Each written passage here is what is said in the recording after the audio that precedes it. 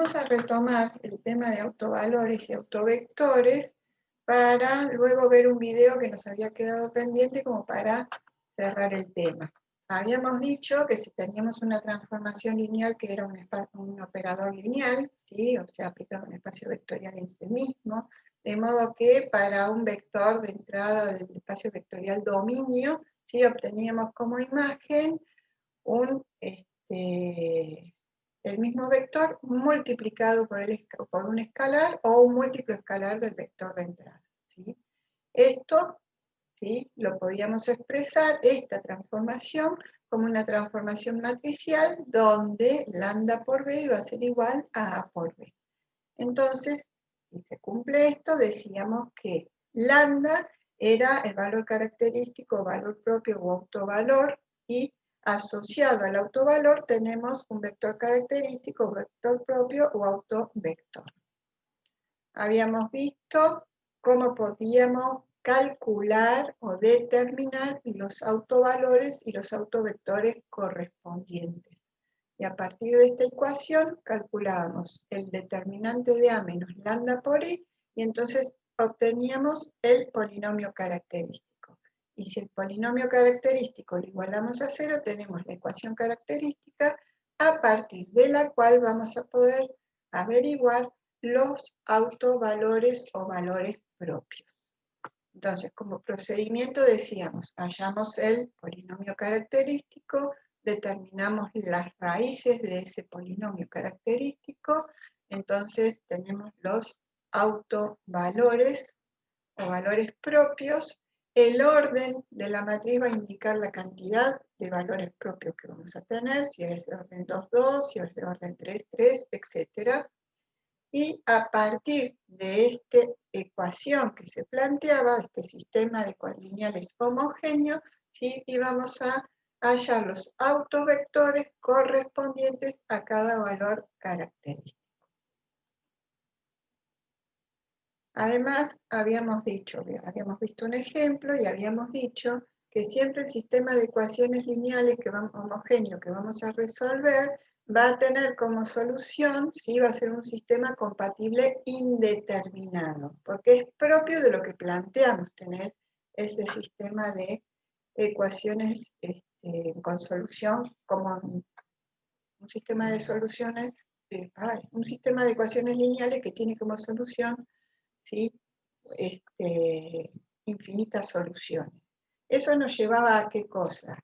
Al encontrar para el autovalor, por ejemplo, en este caso lambda 1 igual a 2, el autovector asociado, veíamos que teníamos que ese autovector iba a estar multiplicado por un escalar que toma los infinitos valores reales. Entonces acá lo que se formaba era un autoespacio o subespacio. Lo mismo para cada uno de los autovalores, encontrábamos los autovectores, ¿sí?, correspondientes a esos autovalores, y para cada uno de ellos, ¿sí?, el subespacio que ellos generan. Entonces, vamos a ver un video, ¿sí?, en el que podemos ver esto. Y esta idea, vuelvo para atrás, de que el sistema va a ser compatible indeterminado, tiene que ver con el mismo planteo de lo que definimos al principio, ¿sí?, cuando tenemos autovalores y autovectores, ¿sí?, porque dado un espacio vectorial B que contiene sus vectores, las imágenes que nosotros queremos hallar, que son múltiplos escalares de esos vectores, o sea, son vectores como unos paralelos a los otros, o sea, de este original, ¿qué pasa con este original? Se estira y se contrae al multiplicarlo por este escalar lambda. Eventualmente puede cambiar su sentido, pero siempre tiene que ir la misma dirección, ¿sí? Son todos vectores paralelos. Entonces vamos a pasar a ver el video que nos muestra, ¿sí?, cómo se estira, qué pasa con ese espacio vectorial y el subespacio ese que se genera.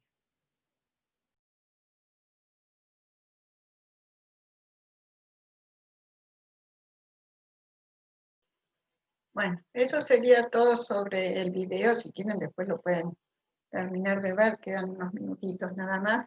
Pero bueno, la idea era que esto les permitiera visualizar de algún modo todo esto que hemos estado hablando respecto de autovalores y autovectores para que lo puedan comprender mejor. Habíamos visto también este tema de la diagonalización y dijimos que una matriz cuadrada iba a ser diagonalizable si existía una matriz P, de modo que se cumpliera esta igualdad, ¿sí? Entonces, A, en esta matriz, esta es la matriz A respecto de la base B, ¿sí? Es la matriz estándar. Esta es la matriz diagonal respecto de la base B', y P es la matriz que diagonaliza a la matriz A, que es la matriz de transición. Y a partir de eso habíamos visto que para diagonalizar una matriz seguíamos el mismo procedimiento para hallar autovalores y autovectores, los tres primeros pasos, y luego de eso el paso 4 era armar la matriz de transición con los autovectores que habíamos hallado en este paso, ¿sí? Entonces poníamos como columna los autovectores, calculábamos la inversa y a partir de ahí hacíamos esta multiplicación y obteníamos la matriz diagonal. Y esa matriz diagonal tenía los autovalores. Entonces, los autovalores, primer columna, supongamos lambda 1, primer columna de P es el autovector asociado al lambda 1. O sea, columna a columna están los autovalores y autovectores asociados. Bueno, esto nos sirve para dentro de un ratito que vamos a ver la diagonalización ortonormal. Además, habíamos visto a principio de año, que supongo que se acuerdan porque habrán tenido que usar durante todo el año, el tema del producto escalar, ¿sí? Ya habíamos dicho que el producto escalar entre dos vectores, ¿sí?, iba a tener como resultado un número y se obtiene al hacer el módulo del primer vector por el módulo del segundo por el coseno del ángulo que entre ellos forman, ¿sí? Y además, a partir de este planteo, podemos despejar el coseno de θ y determinar el ángulo, ¿sí? Entonces acá teníamos el producto escalar entre U y B, y acá el producto de los módulos de cada uno de los vectores. Este producto escalar lo resolvíamos y teníamos las componentes de los vectores realizando la sumatoria de los productos de las componentes homólogas. Ahora nosotros lo que vamos a ver es el tema de producto interno, que se basa, ¿sí?, en esto que es el producto escalar, ¿sí? El producto escalar también lo llamábamos producto punto y también se lo suele llamar producto interno. Pero lo que vamos a ver ahora como producto interno es una idea más general que del producto escalar. Porque la idea es, el producto escalar lo realizábamos entre dos vectores, pero vectores propiamente dichos. Ahora vamos a generalizar la idea y vamos a realizar un producto interno, ¿sí?, basándonos en lo que es el producto escalar, pero ahora entre dos vectores cualesquiera de los vectores que vimos en espacios vectoriales, que pueden ser vectores propiamente dichos, pueden ser matrices, polinomios, etc. Entonces vamos a empezar con el tema de producto interno.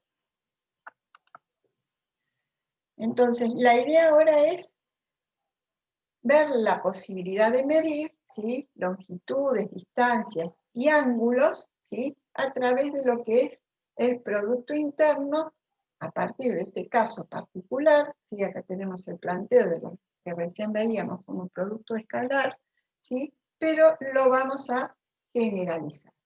Entonces, vamos a introducir conceptos en un espacio vectorial arbitrario, ¿sí? Y la idea es que se puedan estudiar las propiedades geométricas. Entonces, es una noción más general de lo que es el producto punto o producto escalar que habíamos visto al principio. Nosotros siempre cuando pensamos en cuál es la distancia más corta entre dos puntos, enseguida pensamos en una recta, ¿sí? Pero ¿qué puede ocurrir? La recta puede no ser apropiada para ciertos planteos, ¿sí? porque podemos pensar la distancia entre polinomios, la distancia entre funciones, entre matrices o entre cualquier otro objeto del álgebra. Y acá tenemos un ejemplo típico donde la distancia, como la distancia más corta, como la recta, ¿sí? No sería aplicable y no sería apropiado para nosotros poder llegar del punto A hasta el punto B. Entonces, tenemos distintas formas de llegar de un punto a otro, ¿sí? Podemos caminar o recorrer, ¿sí?, las cuadras de esta forma, podríamos recorrerla de esta otra, o de esta otra planteada acá. En todos los casos tenemos la misma distancia, pero la tenemos que ver desde otro punto de vista. Entonces, vamos a definir lo que es el producto interno, y vamos a decir que el producto interno en un espacio vectorial B es una función que asigna a cada par de vectores de ese espacio vectorial B un número real, ¿sí? Entonces, a través del producto interno entre los vectores, porque es a cada par de vectores, le asigno ¿qué? Un número real.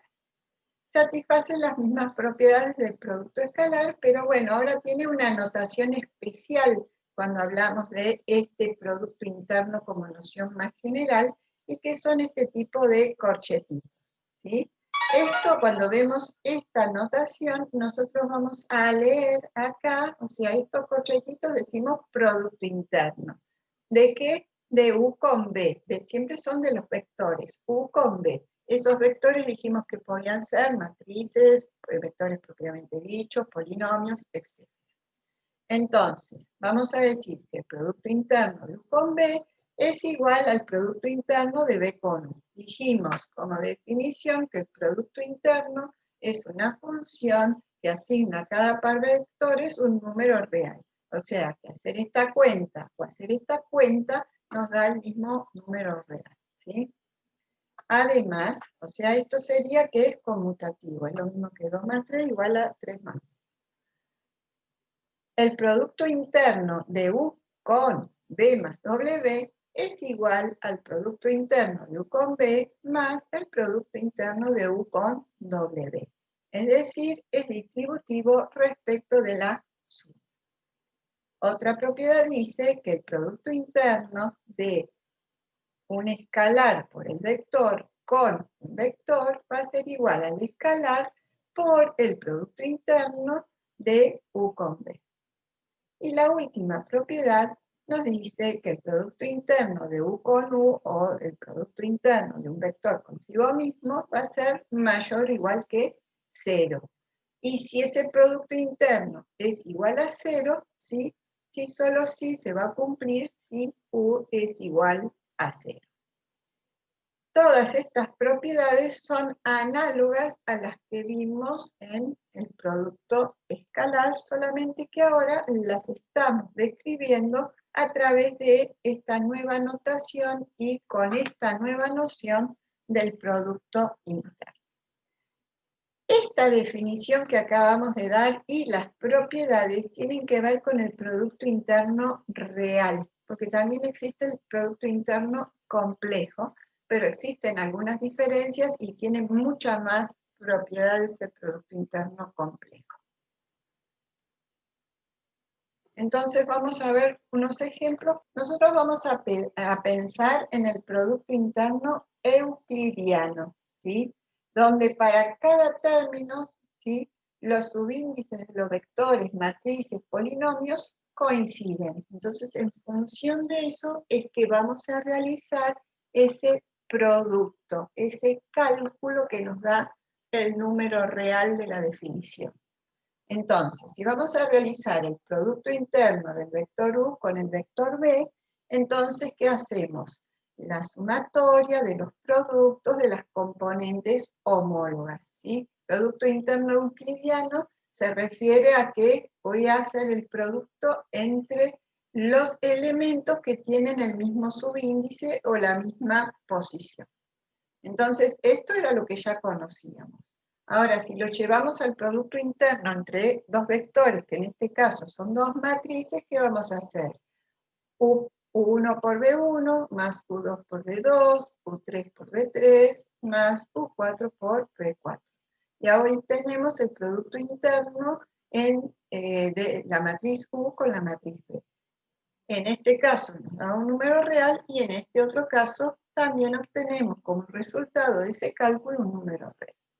Y si realizamos el producto interno entre el polinomio P y el polinomio Q, ¿qué es lo que vamos a hacer? Producto interno euclidiano, ¿qué hacemos? El término independiente por el término independiente, más el coeficiente del término lineal por el coeficiente del término lineal, más el coeficiente del término cuadrático por el coeficiente del otro término cuadrático.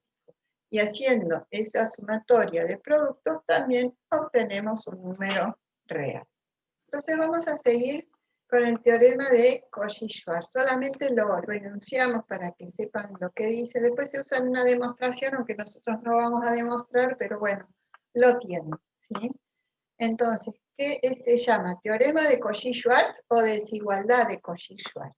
Entonces tenemos dos vectores U y B que pertenecen al espacio vectorial B, en el que se cumple el producto interno, U y B no son nulos. Entonces, la desigualdad que dice que el producto interno de U con B al cuadrado va a ser menor o igual que el producto interno de U con U por el producto interno de B con B.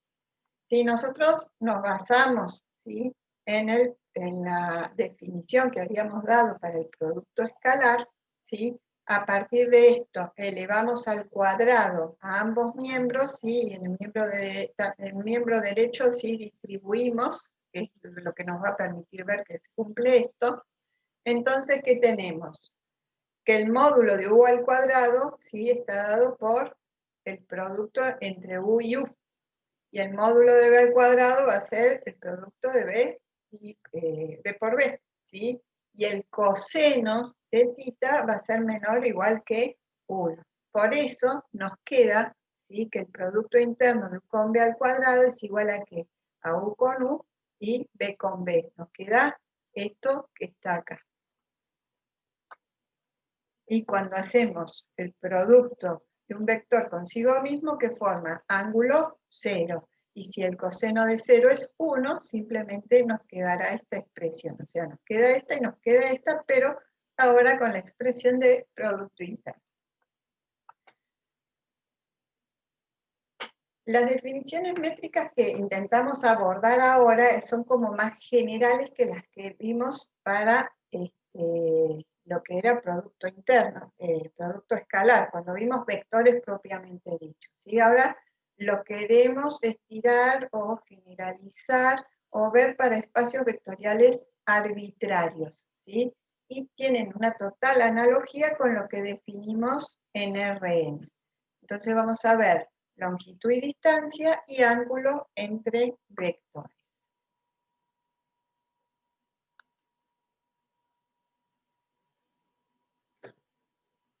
Entonces, vamos a definir la norma, módulo o longitud de un vector y la distancia entre dos vectores. Pero ahora lo decimos, ¿sí?, para espacios vectoriales generales o arbitrarios.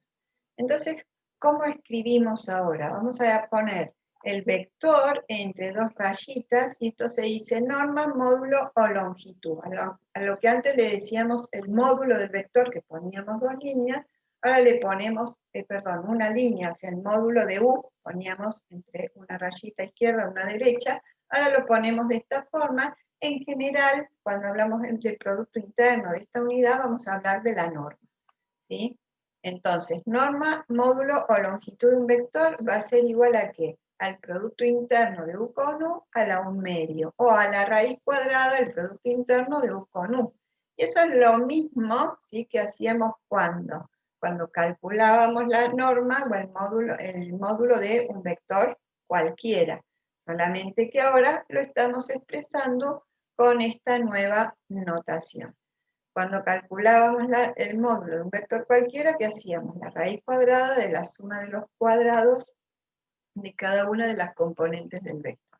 Bueno, acá haremos lo mismo según sea, ¿sí?, la estructura algebraica que se presenta. Y acá, para el cálculo de distancia, también vamos a hacer la diferencia como veníamos haciendo hasta ahora, solamente que acudimos a esta notación de norma del vector. Y entonces vamos a calcular la raíz cuadrada de la suma de los cuadrados de las diferencias, ¿sí?, entre cada uno, ¿sí?, de los vectores o cada una de las componentes de los vectores. Entonces, 1 menos B1, etc. Y cuando veamos el tema del cálculo del ángulo, ¿sí?, nosotros habíamos recién hablado de la desigualdad de Cauchy-Schwarz, ¿sí?, se parte de esto en la demostración, pero si ustedes recuerdan la definición que habíamos hecho de producto escalar y despejando del producto escalar el coseno, esta expresión es análoga. Acá en el numerador, ¿qué teníamos? La expresión cartesiana, la sumatoria de los productos de las componentes homólogas. Y el producto interno, ¿sí?, producto interno euclidiano, nos lleva a la misma situación. Y acá, por el producto de los módulos de cada uno de los vectores. Entonces, esta fórmula es la que nos va a permitir calcular el ángulo. Bueno, entonces veamos unos ejemplitos, ¿sí? Si queremos determinar la norma de este vector, ¿qué hacemos? La raíz cuadrada de la suma de los cuadrados de cada una de las componentes. Entonces tenemos la norma para este vector. Nos da raíz cuadrada de 14. Si queremos calcular distancia entre dos vectores, ¿sí?, distancia entre el vector U y el vector B, bueno, vamos a hacer la diferencia. Y para eso, ¿qué hacemos? La raíz cuadrada de la sumatoria de las diferencias de cada uno de los cuadrados. Entonces, 0 menos 2 cuadrado, más 4 menos 2 al cuadrado, más 3 menos 1 al cuadrado. Eso nos dará una distancia de 2 raíz cuadrada de 3. Y en este último ejemplo, si lo que queremos determinar es el ángulo entre ambos vectores, ¿qué es lo que vamos a hacer? Vamos a partir de esa última fórmula que les mostré, decimos que el coseno de θ es igual a ¿qué? Acá hacemos el producto interno de U con B y acá tenemos el producto de las normas de U y de B. Eso nos da este valor, esa fracción, ¿sí? Acá, para estos mismos vectores que hemos calculado distancia, hemos calculado el 11 sobre 15, o sea, el coseno de 11 de θ es igual a 11 sobre 15, a partir de ahí podemos despejar θ. Bueno, vamos a ver entonces algunas definiciones. Son varias definiciones y vienen algunos teoremas también para apuntar a lo que es el proceso de Gram-Schmidt, que es el proceso mediante el cual nosotros vamos a poder encontrar, ¿sí?, bases que sean ortonormales, ¿sí? Es un proceso mediante el cual vamos a encontrar bases ortonormales.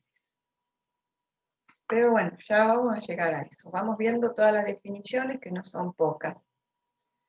¿Qué son los vectores ortogonales? ¿Sí? Son vectores perpendiculares entre sí. ¿Cómo vamos a ver eso a partir del producto interno? Vamos a decir que si tenemos dos vectores, U y B, que pertenecen a un espacio vectorial con producto interno, van a ser esos dos vectores ortogonales si el producto interno entre U y B es igual a 0.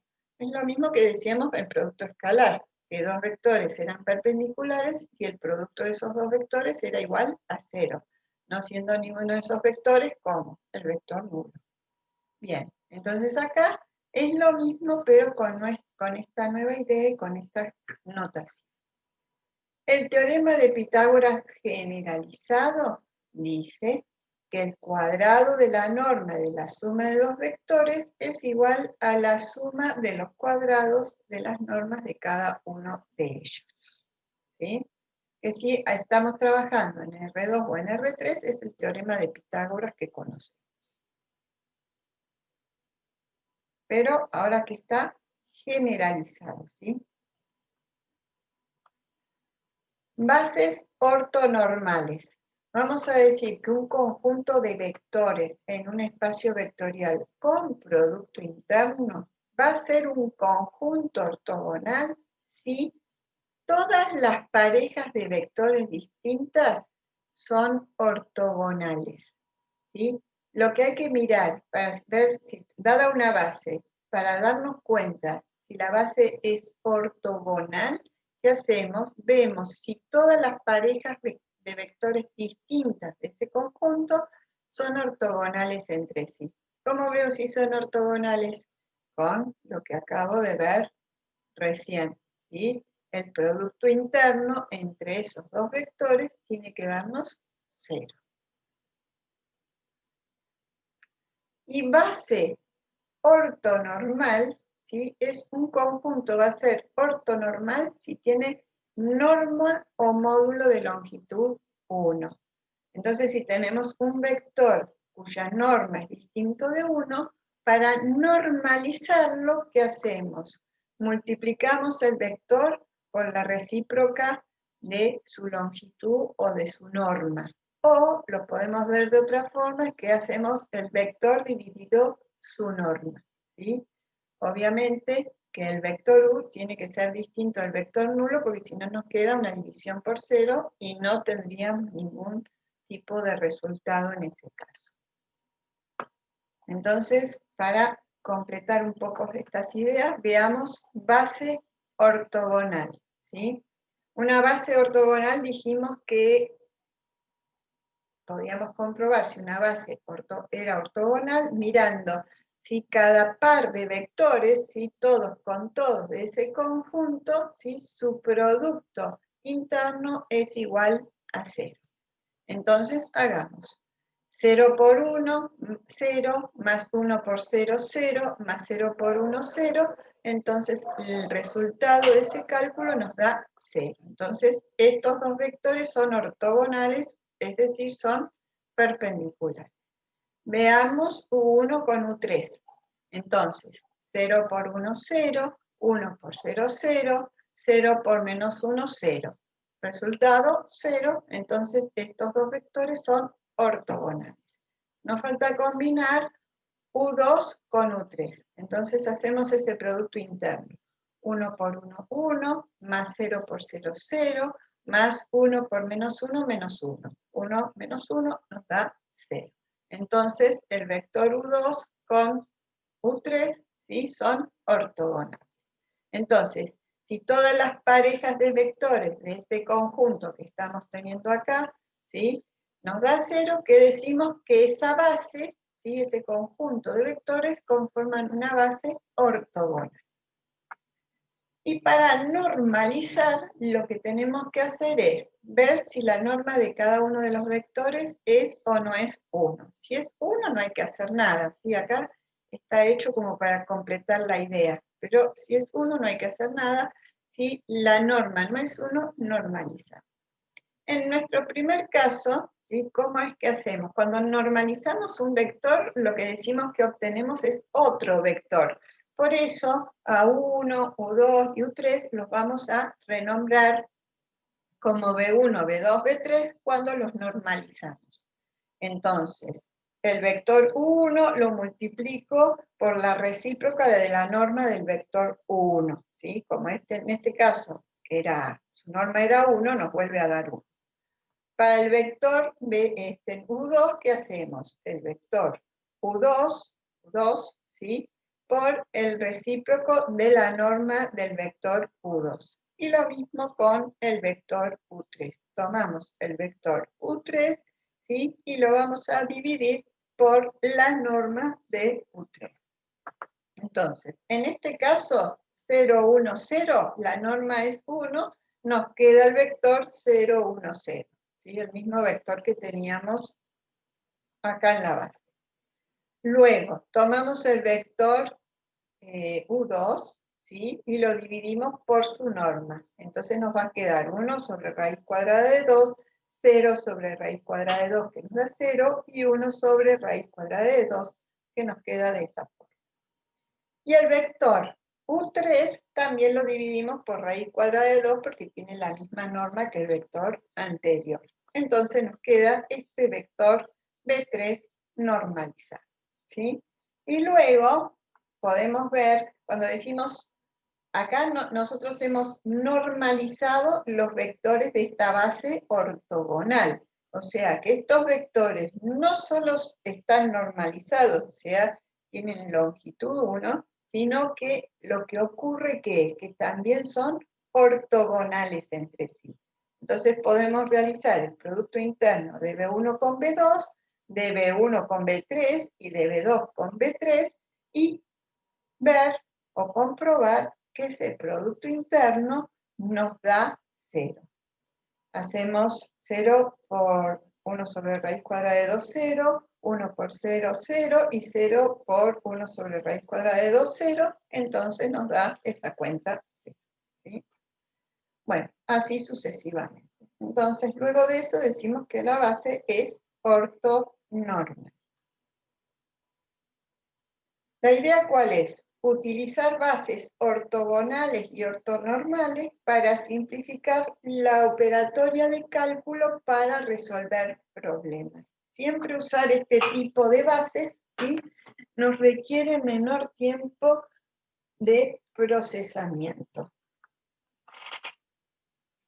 Entonces, vamos a ver ahora una serie de teoremas, ¿sí?, en vistas a esto de lo que es el proceso de Gram-Schmidt, ¿sí?, que es obtener, la idea es obtener bases ortonormales. Ahora, hasta ahora lo único que hicimos es decir qué quería decir que una base era ortogonal y después dijimos que era ortonormal, ¿sí? Ahora, ¿qué vamos a querer hacer? Obtenerlas. Para eso vamos a ver una serie de ideas porque es necesario para poder abordar bien el tema.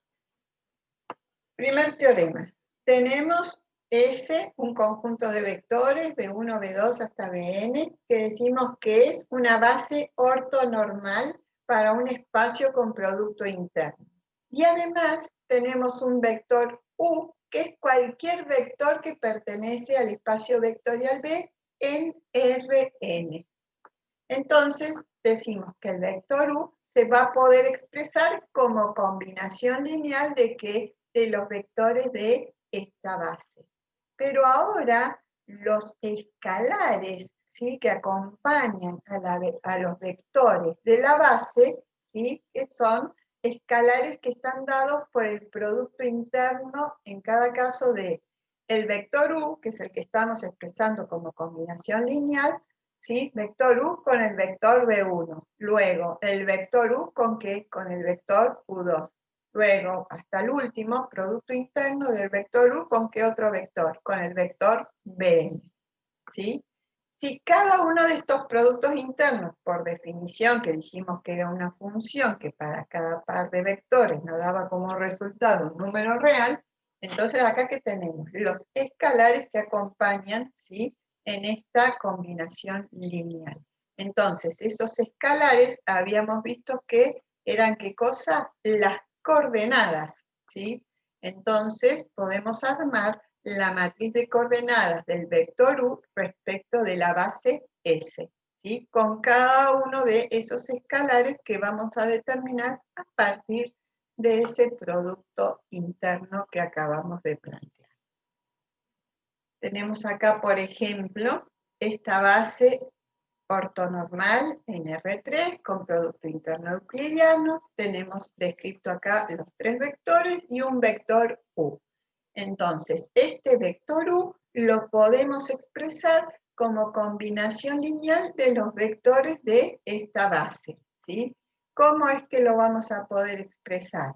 Vamos a decir que el vector U va a estar conformado por un escalar por el vector B1, más otro escalar por el vector B2, más otro escalar por el vector B3. Ahora, ¿cómo dijimos que íbamos a determinar los escalares que acompañan? ¿Qué íbamos a hacer? el producto interno de ese vector que expresamos como combinación lineal con cada uno de los vectores de la base. Eso nos iba a dar los sucesivos escalares. Entonces, ¿qué hacemos? El producto interno de U con el vector B1, ¿sí? Entonces, 1 por 0, 1, 1 por 1, 1, y 1 por 0, perdón, dije 1 por 0, 1. 0 por 1, 1. Y otra vez lo mismo. 0 por 1, 0. 1 por 1, 1, y 0 por 1, 0. Entonces, ¿qué nos va a dar esto? 1 de resultado. Entonces, el producto interno de U con B1 nos da 1. Luego, el producto interno de U con B2. Entonces, hacemos 1 por menos 4 quintos, menos 4 quintos, más 1 por 0, 0, más 1 por 3 quintos, 3 quintos. 3 quintos menos 4 quintos nos dará menos 1 quinto. Ya tenemos el otro escalar. Y por último tenemos que hacer el producto interno de U con el vector B3. Entonces, 1 por 3 quintos, más 1 por 0, 0, más 1 por 4 quintos, 4 quintos. Y entonces nos queda para sumar 3 quintos más 4 quintos, 7 quintos. Entonces podemos expresar la combinación lineal habiendo averiguado cuál es el valor de cada uno de los escalares, ¿sí? Y entonces, a partir de ahí, podemos armar la matriz de coordenadas del vector U respecto de la base S con coordenadas 1, menos 1 quinto y 7 quintos. Se habrán dado cuenta que esta es una forma fácil, entre comillas, ¿no?, de averiguar qué cosa, una matriz de coordenadas de un vector respecto a una base, ¿sí? Pero si ustedes quisieran usar este conocimiento para algo que les dé el profe práctico, deberían saber, ¿sí?, si esa base tiene producto interno euclidiano para poder aplicar esto de esta forma, ¿sí? Yo sé que en algún año algún alumno le han dado algo en el práctico que lo podían aplicar y se mandaron en un examen. O sea, nadie les va a decir que está mal, pero ustedes tienen que estar seguros de poder aplicarlo y tienen que tener la información que se los permita, ¿sí? O sea, en vez de resolver ahora un sistema de ecuaciones para encontrar esos escalares, estamos aplicando algo relativamente sencillo, que es averiguar el producto interno entre esos dos vectores. Bueno, otro teorema, ¿sí? Si tenemos S, ¿sí?, un conjunto S de vectores con vectores B1, B2 hasta Bn, que es un conjunto ortogonal, ¿sí? Los vectores son distintos de cero, ¿sí?, y se trata de un espacio con producto interno. Entonces, la base, ¿sí?, es linealmente independiente, o sea, los vectores, ¿sí?, aquí son linealmente independientes. La idea, ¿cuál es? Los vectores son distintos de cero, se cumple el producto interno y el conjunto es ortogonal, ¿sí?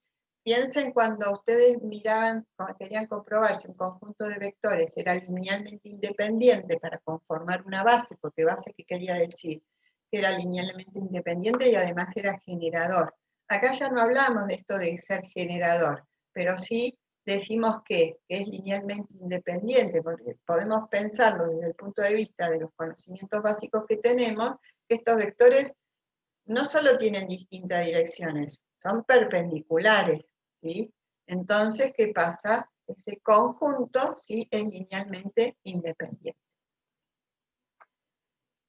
Y este teorema, muy importante para empezar a entender lo que vamos a hacer en el proceso de Gram-Schmidt, ¿sí?, dice que si tenemos un espacio vectorial con producto interno, y ese es un conjunto de vectores, ¿sí?, que es una base ortonormal, ese va a generar un subespacio W del espacio vectorial B, donde cualquier vector U que pertenece al espacio vectorial B se va a poder expresar como la suma de W1 y W2. ¿Y qué son W1 y W2? Fíjense en esto. Nosotros tenemos el vector U, Y acá que tenemos un subespacio W, ¿sí? A ver, acá hay que tener en cuenta, ¿sí?, que esta base es ortonormal y que genera un subespacio W de ese espacio vectorial B de donde estamos sacando ¿qué cosa? El vector U. Entonces, tenemos el vector U y tenemos W.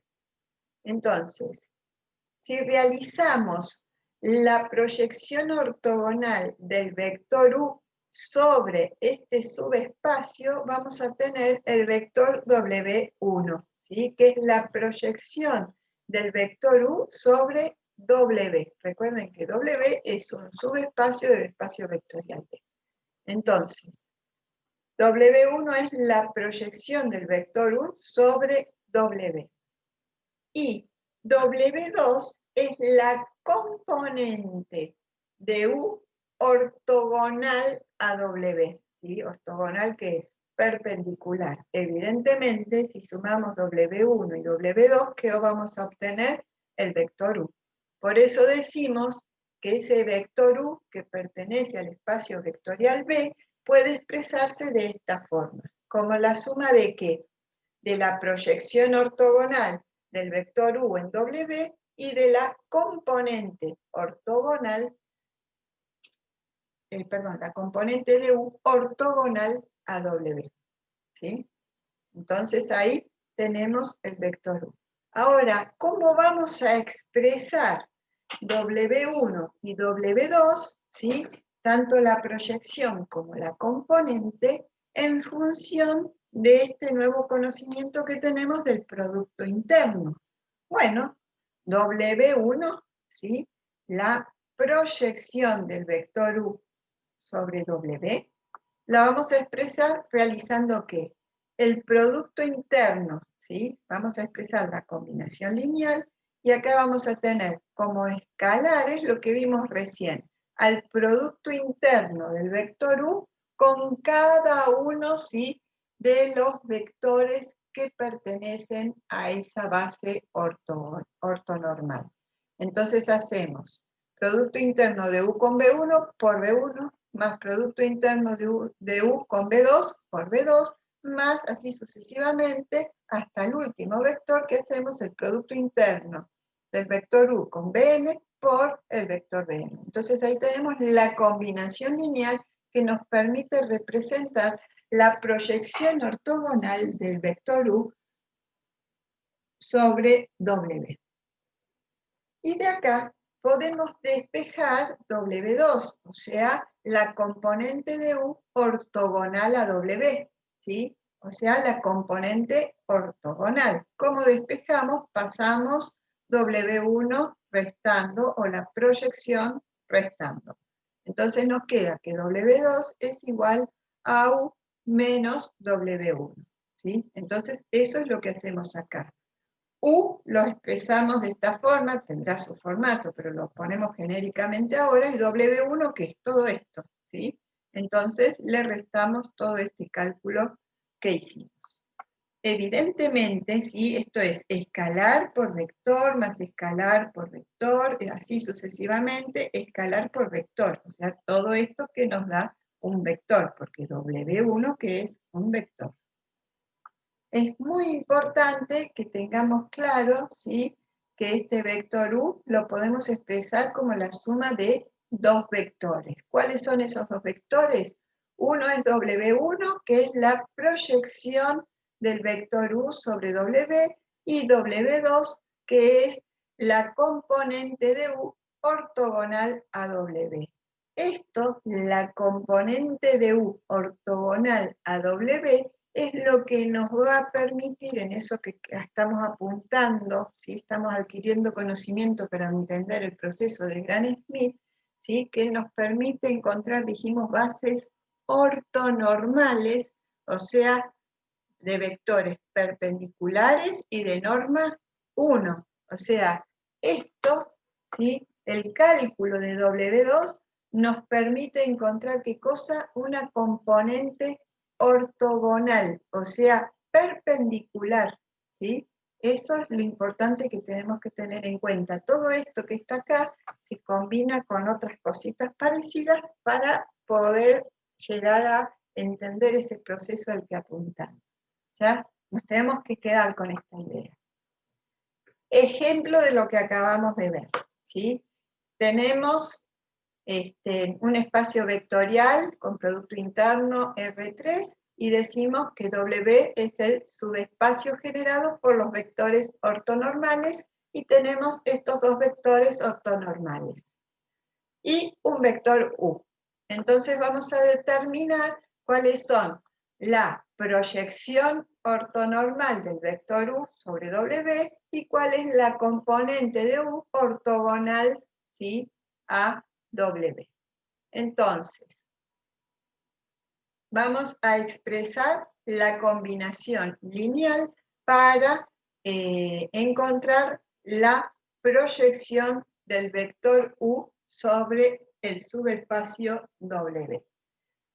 Eso como dijimos que lo hacíamos. Expresamos la combinación lineal según esos dos vectores de la base ortonormal, cuyos escalares van a estar determinados ¿por qué? Por el producto de U por B1 y el producto de U con B2.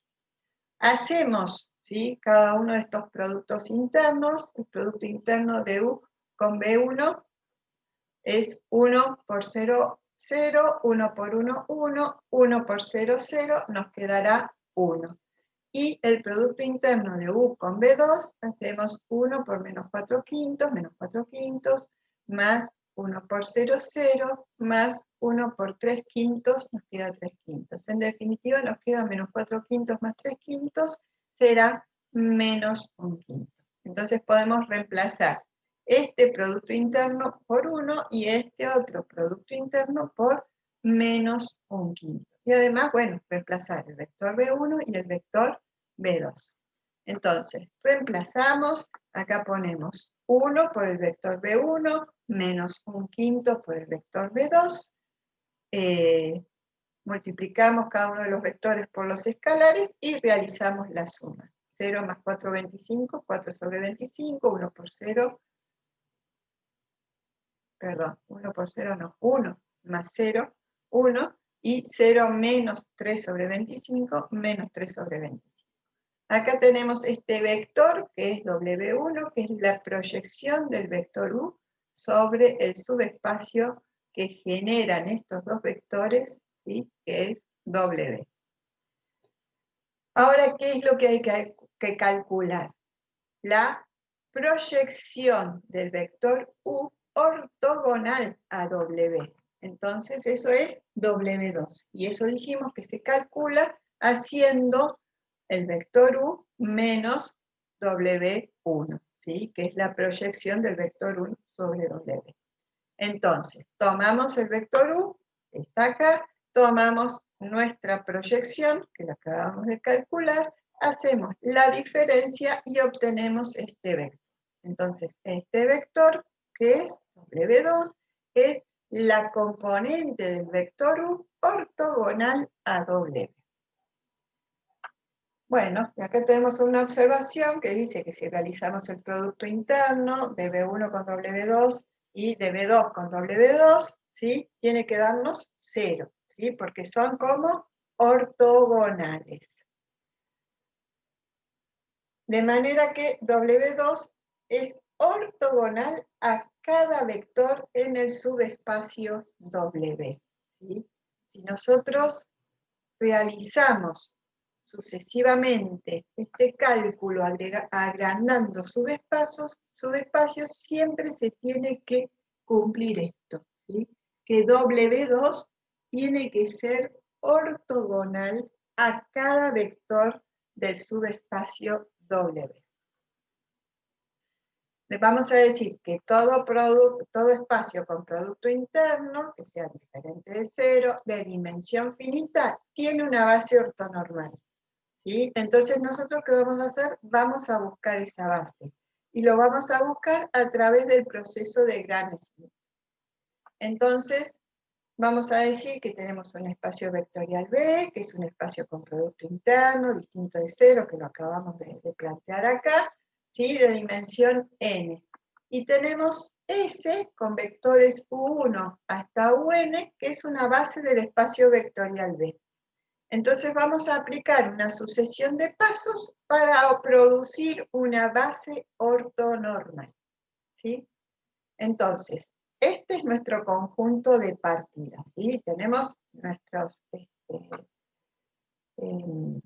fundamentos previos que dicen que B es un espacio vectorial con producto interno, que es distinto de 0, tiene dimensión n, tenemos esta base.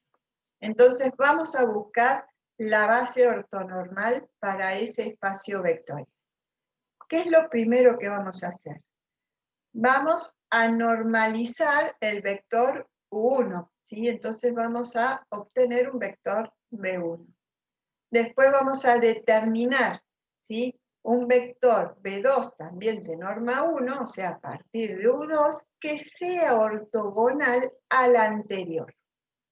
Siguiendo con el proceso, a partir de U3, vamos a determinar el vector B3 de norma 1 que sea ortogonal a los dos vectores que habíamos obtenido antes. O sea, ortogonal ¿a qué?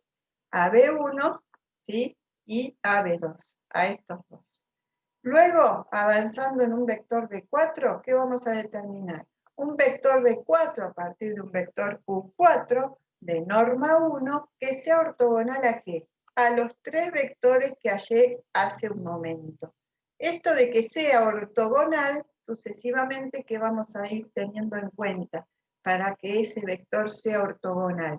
Esto que hicimos recién, ¿sí? Se lo muestro acá en la parte genérica, ¿sí? Vamos a realizar ¿qué? Este tipo de cálculo. Bien, entonces lo vemos genérico y después lo vemos con un ejemplo cómo sería todo este proceso. Primer paso, ¿sí? Vamos a determinar el vector B1 de norma 1. Entonces, ¿qué hacemos? El vector 1 lo dividimos por su norma y obtenemos ese vector B1, ¿sí? Lo hacemos, obviamente, de esta forma, que es como se obtiene la norma de un vector. Luego, ¿qué hacemos? Vamos a determinar un vector B2 de norma 1 que sea ortogonal al vector B1 que recién obtuvimos. ¿Cómo es que se hace eso? Tenemos que tener en cuenta esto que vimos hace un momento. ¿Qué es lo que vamos a determinar? Para que poder encontrar un vector ortogonal, ¿qué tenemos que hacer? Para este vector U2, encontrar ¿qué cosa?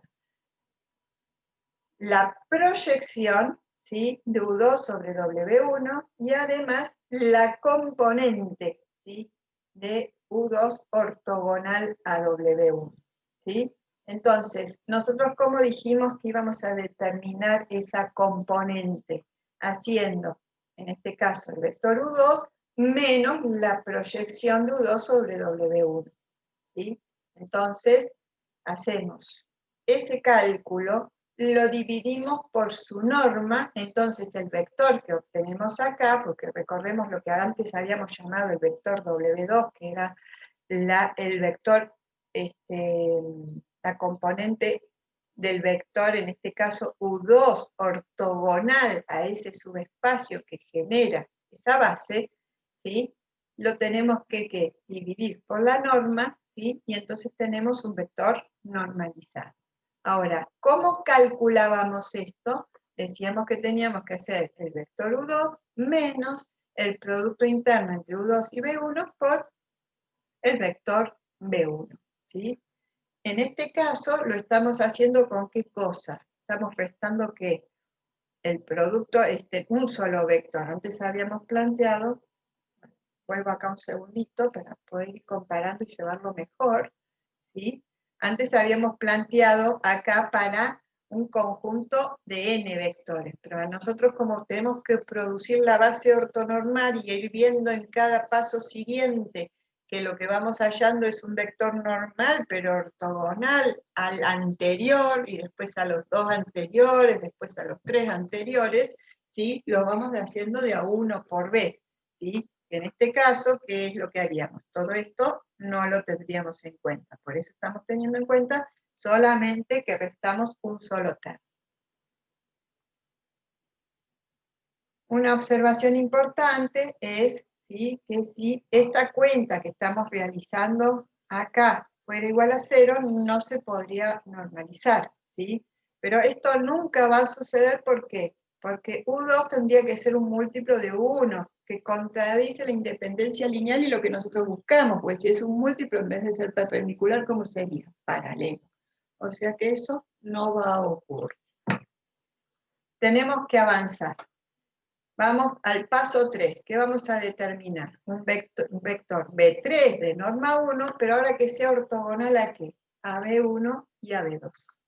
Entonces, vector B3 de norma 1, ortogonal o perpendicular a los dos vectores que he normalizado, ¿sí?, y que entre estos dos ya eran ortogonales o perpendiculares. Entonces, acá tenemos el vector B1 y el vector B2 que estamos mostrando que son, ¿sí?, perpendiculares. Y ahora, como vamos a buscar un vector, ¿sí?, B3 a partir de U3, pero que sea, lo tenemos que normalizar y además tiene que ser como perpendicular a estos dos, ¿sí? Entonces, tenemos nuestro vector U3 y tenemos la proyección del vector U3 sobre el subespacio W2, ¿sí?, y la componente ortogonal, ¿sí?, la componente de U3 ortogonal o perpendicular ¿a qué cosa? A este subespacio W2. ¿Cómo hacemos para calcular todo eso? ¿Cómo se calcula esto? ¿Esto qué era? El vector U3 menos la proyección de U3 sobre W2, todo esto nos da el vector perpendicular, o sea, este que tenemos acá, ¿sí? El vector, la componente de U3 ortogonal, la componente de U3 ortogonal o perpendicular a W2. ¿Cómo se calcula eso? Hacemos U3 menos el producto interno de U3 con B1 menos el producto interno de U3 con B2, ¿sí? Perdón, lo repito porque no lo dije bien. Hacemos el vector U3 menos el producto interno del vector U3 con B1 por el vector B1 menos el producto interno del vector U3 con B2 por el vector B2 sobre la norma de todo esto. Así el vector este que tenemos acá de resultado nos queda normalizado. Paso 4, ¿sí? Ya no podemos graficar la cuarta dimensión, pero es la misma idea de recién. ¿Qué es lo que vamos a hacer? Vamos a buscar un vector de 4 a partir del vector U4, ¿sí?, que teníamos recién como conjunto de vectores de datos, y a partir de él, ¿qué vamos a hacer? Vamos a encontrar la proyección del vector U4 sobre W3 y además la componente ortogonal de U4, ¿sí?, la componente de U4 ortogonal a W3. ¿Cómo se hace eso con el producto interno? ¿Qué tenemos que hacer? U4 menos el producto interno entre U4 y B1 por B1, menos el producto interno de U4 con B2 por B2, menos el producto interno de U4 con B3 por B3. Todo esto que está acá arriba, ¿qué nos da? Un vector. Ese vector lo tenemos que normalizar, por eso vamos a dividir, ¿sí?, por la norma de ese vector. Y de resultado obtendremos, ¿qué cosa? Nuestro cuarto vector, que es ortonormal. Está normalizado y es ortogonal a los tres vectores que vimos antes, a B1, a B2 y a B3. ¿Sí? Esto sería así, continuaríamos de esta forma y vamos a obtener un conjunto ortonormal de vectores, ¿sí? En este caso lo llamamos S igual a B1, B2 hasta Bn, que va a ser ¿qué? Una base ortonormal para ese espacio vectorial B, que es del que partimos, que dijimos que tenía dimensión n, ¿sí? Entonces, nuestro objetivo de encontrar una base ortonormal, ¿sí?, lo cumpliríamos realizando este proceso de Gram-Schmidt. Bueno, y acá tenemos entonces un ejemplo, ¿sí? Para para seguir este proceso. Tenemos un espacio vectorial con producto interno euclidiano y tenemos tres vectores U1, U2 y U3, ¿sí? Entonces el primer paso que es encontrar un vector B1 a partir del vector U1 que sea normal, ¿sí? Y después a partir de ese vamos a ver que los otros sean perpendiculares, ¿sí? Tenemos dos formas de expresar este resultado, hay que ver cuál nos conviene, ¿sí? Cuando dividimos este vector dividido raíz de 3 nos queda esto. A veces conviene, ¿sí? Usar esta expresión y otras veces no, lo que se intenta hacer es no dejar el radical en el denominador, ¿sí? En el caso de lo que tenemos que seguir haciendo nosotros, nos conviene usar ¿qué cosa? Esta expresión y no esta, porque nos lleva a una operatoria en la que tenemos que realizar más cálculos, ¿sí?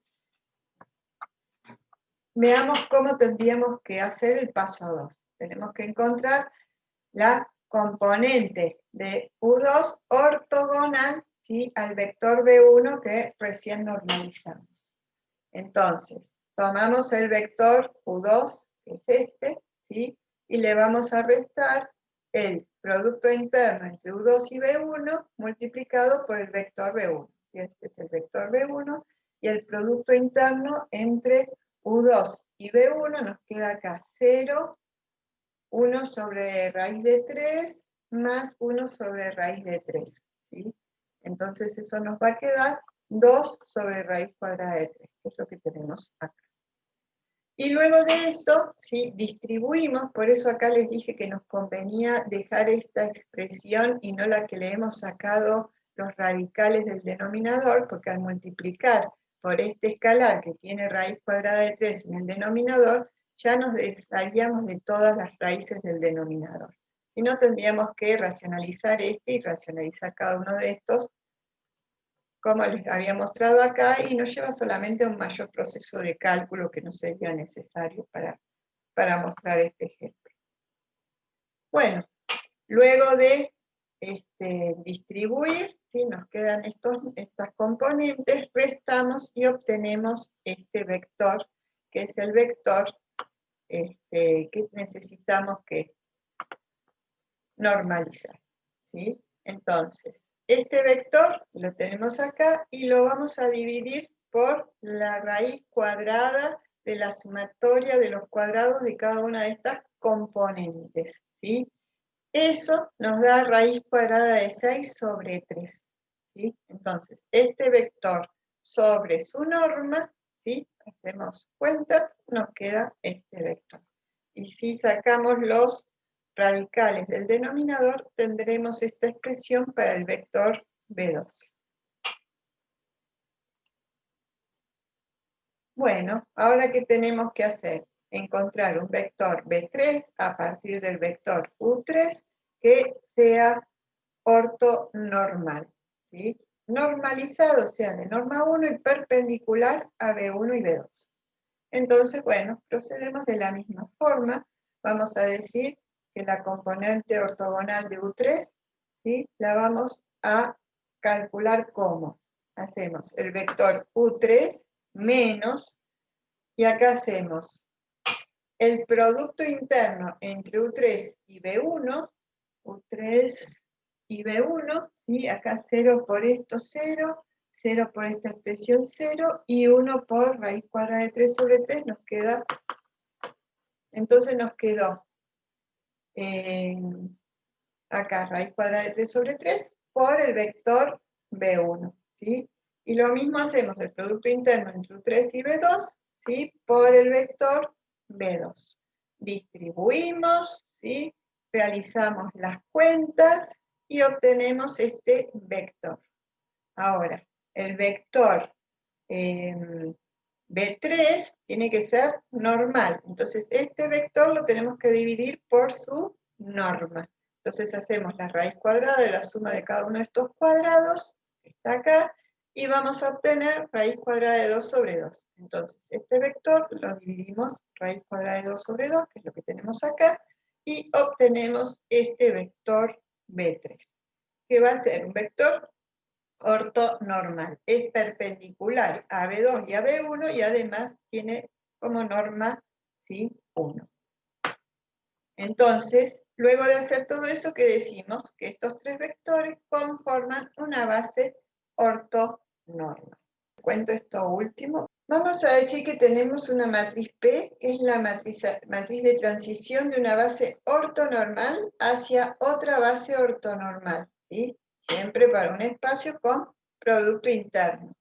Entonces, cuando ocurre eso, la matriz, la inversa de P, va a ser igual a la transpuesta de la matriz P.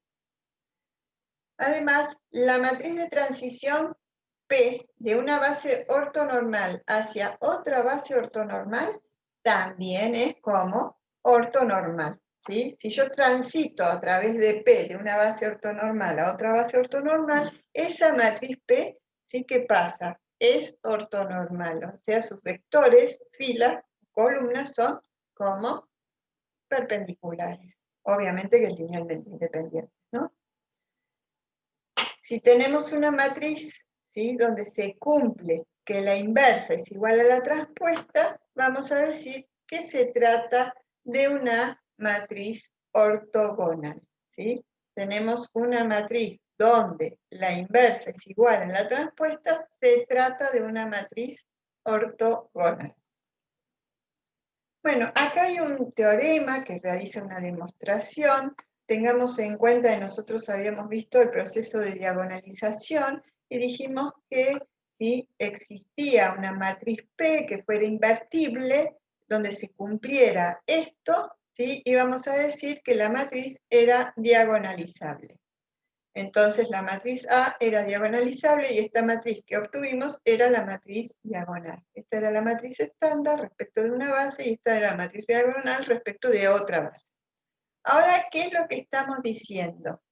Que la matriz inversa, esta que tenemos acá, que es la inversa de la matriz de transición, es igual a la transpuesta, ¿sí? ¿Eso qué quiere decir? Que en vez de multiplicar la inversa por A por P, ¿qué podemos hacer? Multiplicar la transpuesta de P por A por P.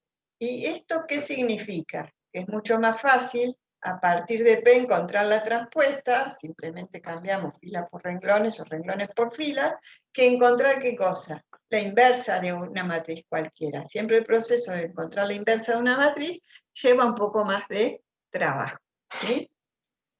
Entonces, tenemos otra forma de encontrar una matriz diagonal, ¿sí?, teniendo en cuenta este nuevo conocimiento de que podemos tener una matriz P que sea ortogonal, porque transita de una matriz de una base ortogonal a otra, entonces esa matriz de transición es ortogonal, y si esa matriz es ortogonal, ¿qué quiere decir? Que la inversa va a ser igual a la transpuesta, y tenemos otra forma de calcular una matriz diagonal que es tan importante para ahorrar en recursos al momento del cálculo, ¿sí? Y es también importante decir que la matriz A es diagonalizable, y si es diagonalizable, que va a tener n autovectores ortonormales. N autovectores ortonormales va a tener, ¿sí? Bien, veamos esto. ¿Cómo hacemos para encontrar una matriz de transición P que sea ortogonal y que diagonalice una matriz A?